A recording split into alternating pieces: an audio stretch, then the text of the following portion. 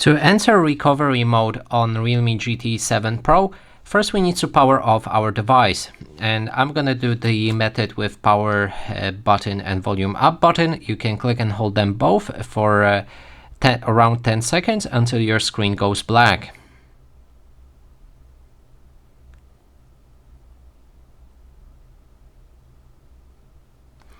Now let's wait around 5 to 7 seconds until it's fully off.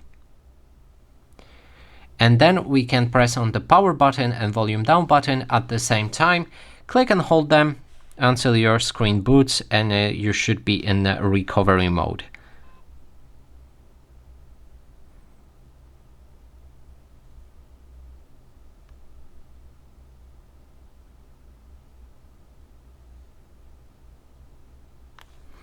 And here we have it. We can even use our touch screen to navigate through it.